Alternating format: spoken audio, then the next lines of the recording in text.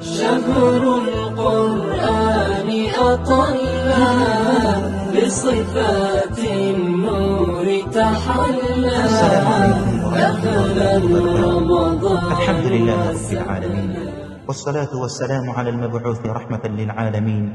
أما بعد، أيها الأحبة الفضلاء، مرحبا بكم من جديد. karibuni tena kwa mara nyingine katika tarehe 6 ndani ya mwezi mtukufu wa Ramadhani, ikiwa ni halaka yetu ya 6 kwenye barnamiji yetu tuliyoipatia kwa jina la asbabu nuzuli li baadhi al-ayat, sababu ya kuteremshwa kwa baadhi za ayat. Msikilizaji mtukufu wa Kiislamu, tukiwa tunaendelea kuizungumzia suratul Fatiha, tumeona utukufu wa suratul Fatiha kwenye halaka mbili zilizotangulia. Kwa kuwa ni sura tukufu, hatuna budi katika halaka hii vile vile tuendelee kubainisha utukufu wa suratul Fatiha. Namuomba Mwenyezi Mungu Subhanahu wa Ta'ala atuwafikie katika kila la khairi ya rabbal alamin.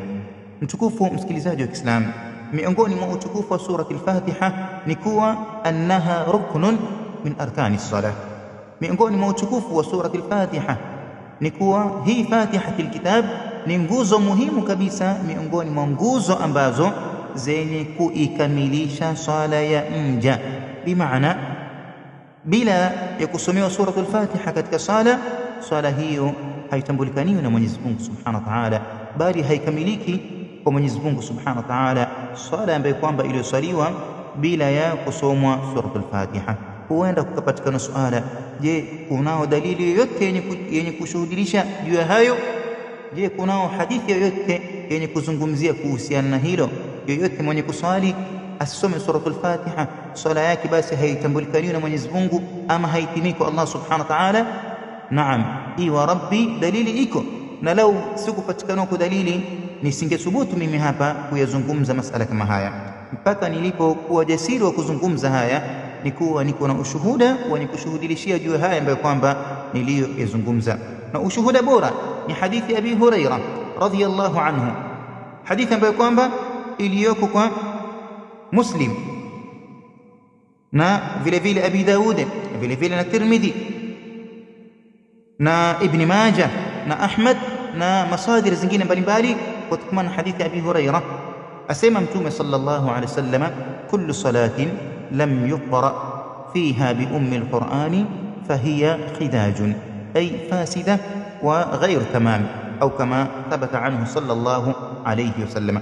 Asema Mtume sallallahu alayhi wasallam kutokana na hadithi Abi Huraira yakuwa kila sala ambayo haisomi ndani yake suratul Fatiha ama ummi al-Qur'an, basi swala hiyo khidajun, swala hiyo haijakamilika, na swala hiyo imefasidika mbele ya Mwenyezi Mungu Subhanahu wa Ta'ala, haijakamilika bado.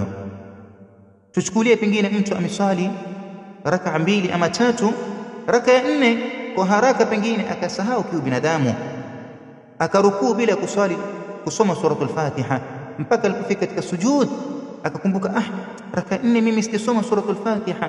Je, mtu huyo tutaombea fanya nini? Yuko ndani ya swala katika sujud, raka ni ya 4, akakumbuka ya kuwa katika raka ya 4 hajasoma suratul Fatiha. Mtu huyo anaambiwa kwamba ai cancel pale pale raka ile ambayo kwamba aliyoswali bila ya kusoma suratul Fatiha, asihisabu bali asimame aongeze raka nyingine ya 5 asome suratul Fatiha, na hii ya 5 ndio itakwenda kukava katika ile raka ambayo kwamba aliyoswali bila ya kusoma suratul Fatiha.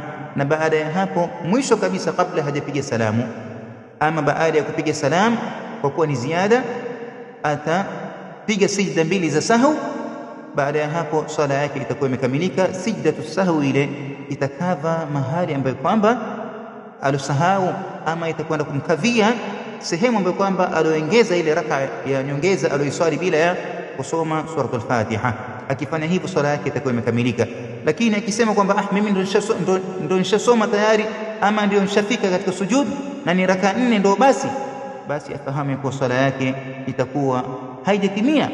Na yamekuja mapokezi mengine kwa Bukhari na Muslim kutokana na hadithi ya Ubada ibn as-Samit radza Mwenyezi Mungu zimfikie, anna Rasulullah sallallahu alaihi wasallam qala la salata liman lam yaqra bi Fatihatil Kitab.